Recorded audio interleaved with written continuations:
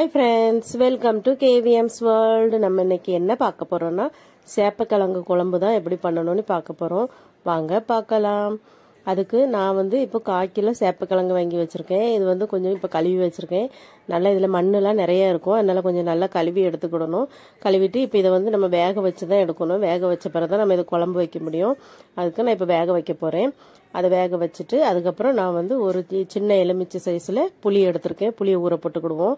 அதுக்கு பிறகு ஒரு பெரிய வெங்காயம் எடுத்திருக்கேன். அதுக்கப்புறம் 3 தக்காளி, அதுக்கப்புறம் ஒரு 6 பச்சை மிளகாய், வெங்காயம், தக்காளி இது எல்லாமே நம்ம இப்போ பொடிசா கட் பண்ணி எடுத்துக்கிடணும்.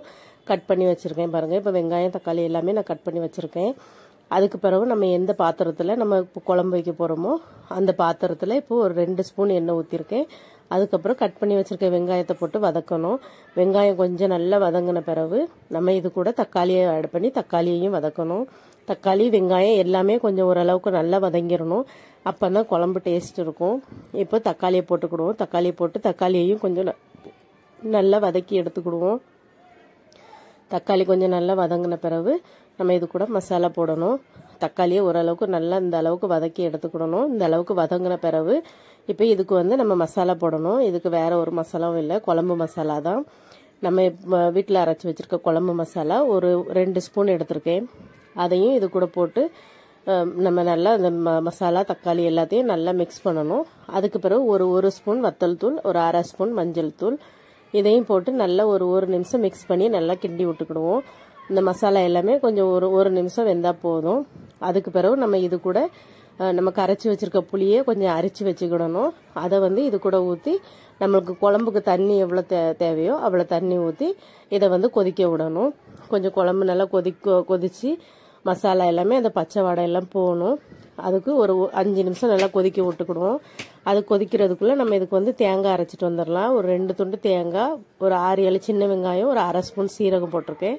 நல்லா தண்ணி ஊற்றி பேஸ்டா அரைச்சிடணும். இப்போ இந்த நம்ம கொதிக்க வச்சிருக்க மசாலா கூட அரைச்ச தேங்காவை போட்டுக்கிடுவோம். அதுக்கப்புறம் 1 ஸ்பூன் உப்பும் போட்டிருக்கேன். எல்லாம் போட்டு இப்போ குழம்பு கொஞ்சம் நம்ம வத்த விடணும். அதுக்கு குழம்பு நம்ம தேங்காய் மசாலா எல்லாம் நல்லா கொதிக்கட்டும். அதுக்குள்ள வேக வச்ச கிழங்க நம்ம இப்போ எப்படி இருக்குன்னு பார்ப்போம்.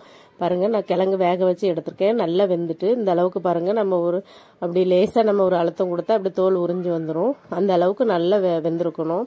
இப்போ இதை தோலையெல்லாம் கிளீன் பண்ணி நான் வச்சிருக்கேன். இதை மசிச்சு எடுக்கணும், முழுசா போடக்கூடாது. நம்ம நல்லா மசிச்சு எடுத்து நம்ம போட்டாதான் அந்த குழம்புக்குள்ள மசாலா எல்லாம் அதுல போய் நல்லா இருக்கும், குழம்பும் நல்லா இருக்கும்.